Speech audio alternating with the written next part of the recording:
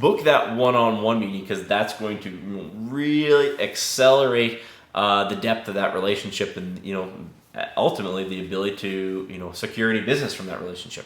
I can see the whole wide world with these two eyes, and I can be whoever I wanna be, 'cause it's my life.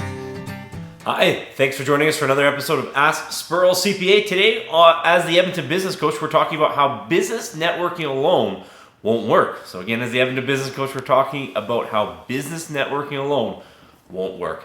I have Michael here with me again. Michael, how was your first week of putting up content? It's pretty good. I'm learning a lot.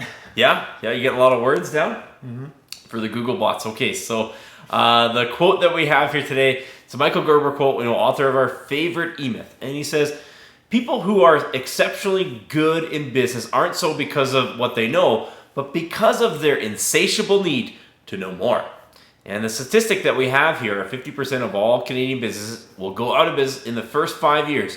And 42% of these failed business owners will list the inability to get enough customers as one of the primary reasons for their failure, making the inability to attract enough customers as the most common reason for business failure. And the story that we have here is we find business owners and they think that they can build a scalable business with networking alone. So Michael, what are the questions that these business owners should be asking? Does business networking help you build raving fans? You can. So business networking, this isn't a slash on business networking. This is an opportunity to show its limits. But the business networking can 100% help you build raving fans, because these are you're meeting with other business owners and they're trying to grow their business too. And there can be that momentum, that optimism that's around, and you attract those people as customers, and you get to see them more times than you would your regular customer. You can build a stronger, a deeper relationship. Those are the type of raving fans. Those are the people who are going to give reviews, who are going to send referrals. It can 100% be an excellent way to help you build, help you attract those raving fans. Why should you look for a networking group that has set recurring meeting times?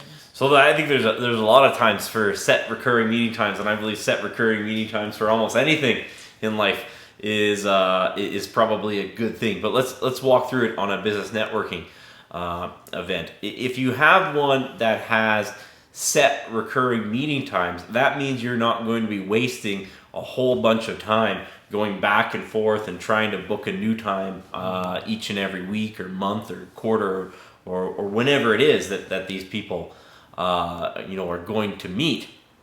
The other thing that's going to happen is if you have these set recurring meeting times, people are going to start to show up. You're going to see those people over and over again. And we just talked about it before, how business networking is an excellent way to build those raving fans, to attract those raving fans. But if it's not a set recurring time, if you don't see these people over and over again, you're not going to get those raving fans. And also, how are you going to fit it into your schedule if it's at a different time every week? It might not work out. So if you networking to get those raving fans is a great idea, but look for one of those groups that has set recurring times that happen over and over again that you can fit into your calendar easy, and you're going to be meeting with the same people over and over again, so you can build that deeper, stronger relationship with them. Why should you also meet one-on-one with people you meet at networking events? Yeah, so sometimes people will think, well, I went to the networking event, I saw them, I got their card. It's very difficult to build, ask those tougher questions, those more in-depth questions, to really get to know someone in terms of a group setting. So if you meet someone that you think is a good potential customer, or maybe you want to do business with them, or maybe they just know people that you want to do business with, I would recommend that one-on-one meeting time afterwards. That's really going to accelerate the relationship. Don't just wait for the next, week or month, the next time that networking event happens. Book that one-on-one meeting, because that's going to really accelerate the depth of that relationship, and ultimately the ability to secure any business from that relationship. How does having multiple advertising initiatives help you compare effectiveness? So, we talk about networking is one advertising initiative. It's only one. But if you only have one advertising initiative, you don't really know if it's effective or not. You can calculate maybe how much business you're getting from it, but you don't know if that's, an excellent performance or, a below average performance. So if you have multiple marketing initiatives, you compare them. This one gets me so much business per hour and per dollar, and this one gets me this much per hour and per dollar, because every advertising initiative that you have is going to be a factor of it's going to cost you money, usually, and it's going to cost you time. And so you're starting to look, if I invest this much time and this much money into this initiative, how much is it going to pay me back? But if you only have one, you really never know if you're participating in an effective, marketing initiative. Why is the number 168 the most limiting factor in any business? So ultimately, most businesses are going to come back to time. That business owner's time, 168. We all have 168 hours in the week. It doesn't matter whether you're trying to bootstrap this business, you got no money in the account, or you got $1 million in the account to start this business. You're going to be limited by that 168 hours in a week. So when we're thinking about marketing initiatives, again, it's not just the amount of money you're spending on that marketing initiative. People might find, this is a free networking event.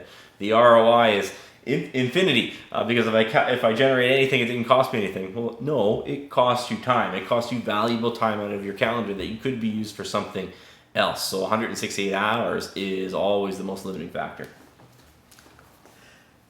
Is business networking a time-efficient marketing initiative?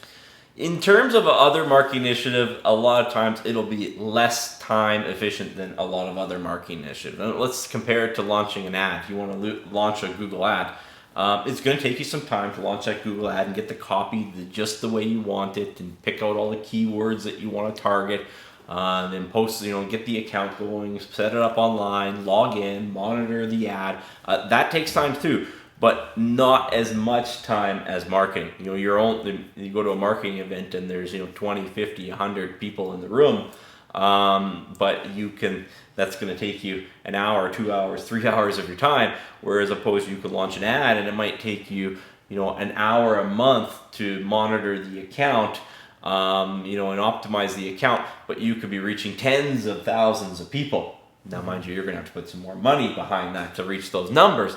But in terms of, time efficiency, I would say network marketing ranks on the lower end of the time efficiency scale. Is there a limit to the amount of networking you can do? 100%. We always go to that 168 hours. There's only, so many times you can go. There's only so many golf events you can attend or chamber events that you can attend. Ultimately, time is the biggest limiting factor. So it tends not to be the most scalable one, although it's really effective for attracting those raving fans. It might not be the most scalable, the most time efficient, and there's certainly an upper limit. You're never going to grow beyond a certain point if all of your marketing is network marketing, especially network marketing done by yourself, because you can only meet so many people hand to hand. Are there diminishing returns from networking beyond a certain point? I believe so. I think, you can meet with those people. Let's say you meet with the people every week and maybe you have a one-on-one meeting with them all the time. Would it increase the efficiency to meet with them, twice a week?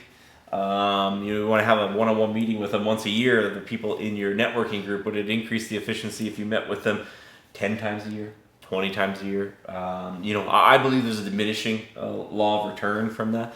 Well, ultimately, we have to recognize we only have 168 hours in the week, so anytime we put into network marketing, we're taking away from something else.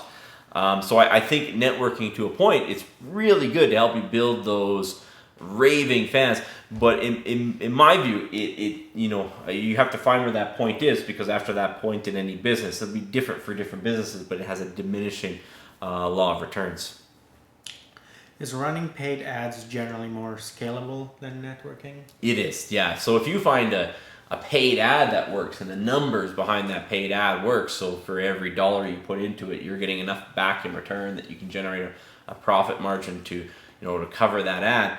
assuming you have enough people to execute the work, you can keep running that ad in perpetuity. You can run it, over a bigger area. You can run it more often. You can put more money into it. It's really just a click. You're really just, adjusting the settings in the ad. Whereas, if you want to do more marketing, you have to block up more time in your calendar. So generally, paid ads, they're a little more scalable than networking.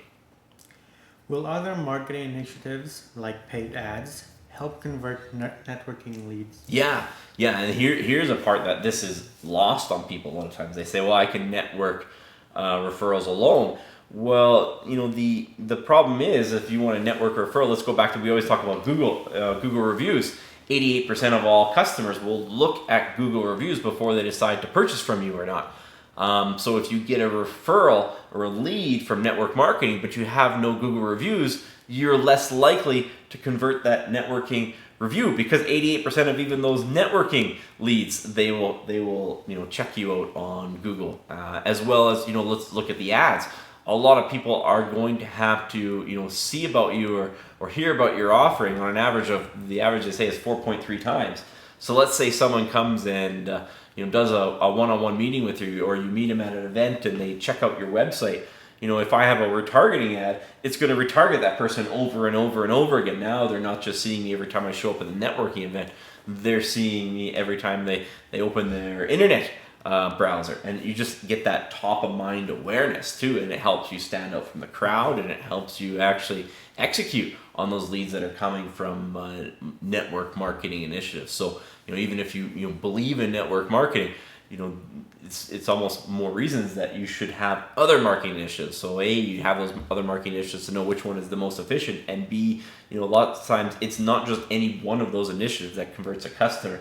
It's multiple of those initiatives. You met them at a networking event, they saw your Google reviews, they came to your website, they got retargeted by a retargeting ad, you saw them again at the next network meeting, now you're at top of mind, now they're ready to do business with you. That's the type of workflow that actually happens. So even if you are doing network marketing, I strongly recommend that you have to have other marketing initiatives running as well. So that's what we have here today. Thanks so much for joining us, as always. Please hit the like and subscribe button so we continue to deliver you tips on how to beat the odds at business. And feel free to leave some comments below so we can respond back and use your input for future videos. Thanks very much.